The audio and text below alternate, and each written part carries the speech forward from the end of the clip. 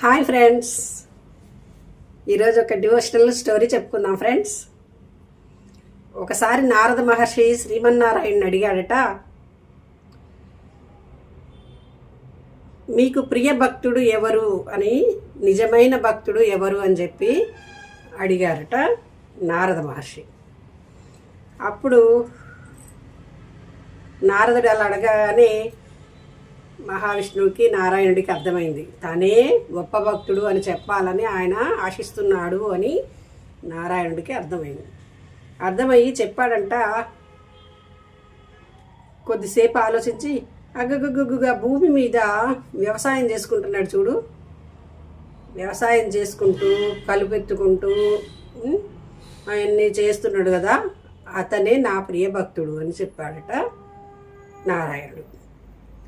అనేసరికి నారద మహర్షికి కోపం వచ్చింది. సరే, ఓకే తండ్రి, మరి నేను నిమిషానికి నారాయణ నారాయణ అంటూ నిన్నే తలుచుకుంటున్నాను కదా, మరి నేను ప్రియభక్తుడిని కాకుండా ఆయన ఎట్లా ప్రియభక్తుడు అయ్యాడు అని చెప్పి అడిగాడట నారాయణుడిని.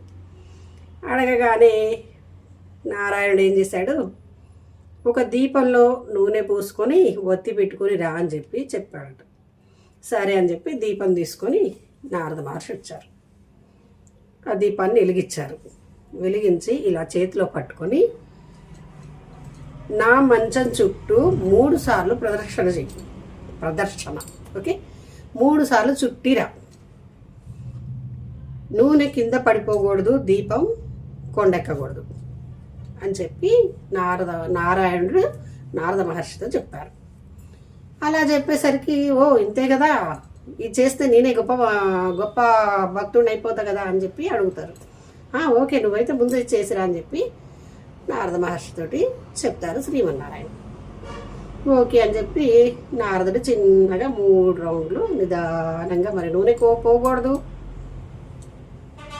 ఒత్తి కొండెక్కకూడదు కదా, సరే ఇక నిమ్మడంగా 3 సార్లు చిన్నగా చుట్టూ వచ్చారు. దీపం కొండెక్కలేదు, నూనె పోలేదు.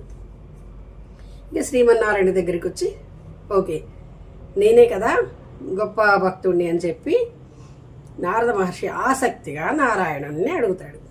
అప్పుడు నారాయణుడిని అడుగుతాడు, నువ్వు ఈ 3 చుట్లు చుట్టినంత సమయంలో నారాయణ నారాయణ అంటూ నన్ను ఎన్నిసార్లు తలుచుకున్నావు అని అడుగుతారు విష్ణుమూర్తి. అడిగేసరికి, అదేంటి నాకు నువ్వు అట్లా చెప్పలేదు కదా నారాయణుడా, విష్ణుమూర్తి మరి నన్ను చుట్టి రమ్మన్నావు కానీ నాకేం చెప్పలేదు కదా అని అంటాడు. అంటే అప్పుడు శ్రీమన్నారాయణుడు అంటాడు, నీకు ఒక పని చెప్పినప్పుడు నీవు ఆ పనిలో నిమగ్నమైనప్పుడు నన్ను తలుసుకోలేదు. దీపం మొదలుపెట్టినప్పుడు నన్ను చుట్టినప్పుడు దండం పెట్టుకున్నావు, నీ ప్రదర్శన మొదలుపెట్టినావు, లాస్ట్కి వచ్చి దండం పెట్టేసి దీపారాధనలో పోలేదు అని చెప్పినావు. అంటే నీ పని యందు నీవు నన్ను తలుచుకోలేదు, నీ పనే నీకు ముఖ్యంగా భావించుకొని చేసినావు. అలాగే ఆ వ్యవసాయదారుడు కూడా ఉదయం లేచి స్నానపారాధనలు చేసి నా పూజ చేసుకొని తన వ్యవసాయ పనులలో తాను నిమగ్నమైపోయాడు.